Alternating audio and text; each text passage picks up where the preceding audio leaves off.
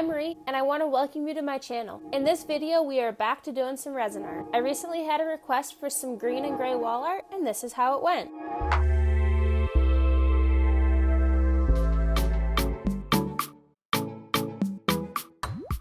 I started out with a pine disc and drilled or carved out any imperfections within the wood.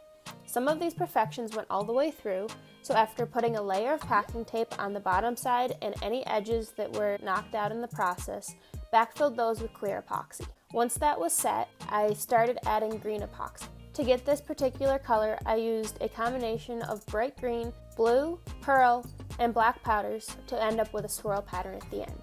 With the green, I filled a medium thickness layer into all the gaps.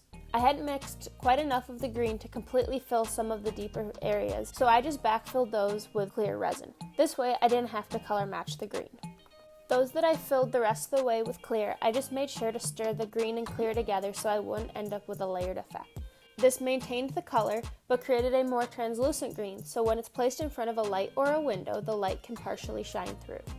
I then made sure the resin was in those smaller drill holes with the scraper, and scraped any of the excess resin sitting on the top into the deeper pools so that there was less sanding to do later on. I started sanding at 80 grit and worked my way up to 320 grit.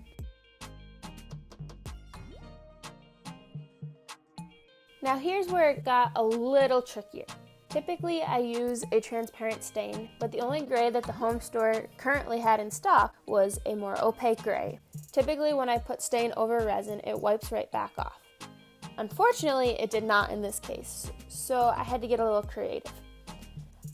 I had in mind that the gray should look weathered and weared, and I wasn't quite sure how to get that yet.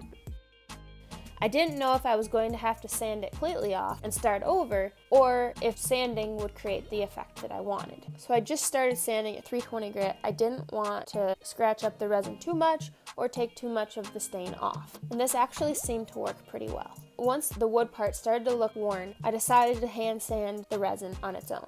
I started at 220 grit along with isopropyl alcohol to try to break up the stain that was on top of the resin. I then sanded at 320 and 800 grit. Once the excess stain was off the resin and the shine was coming back, I took a couple more steps up to 2000 grit to make sure that resin had a nice shine to it. Once the stain was dried completely, I used Danish Oil as my finish. So here you see me putting on the first coat. The resin areas really start to pop. I love the color depth and the swirl through those resin areas. So here's the project after the first coat of Danish Oil dried. This is what it looked like as the second coat was drying. And here's our final product. I tried to show you in a couple different lighting so that you could see that detail as the light reflected through the resins and how shiny it got. Please let me know in the comments below what you thought of this video and if you have any other creative ideas for me. Thanks, have a great day.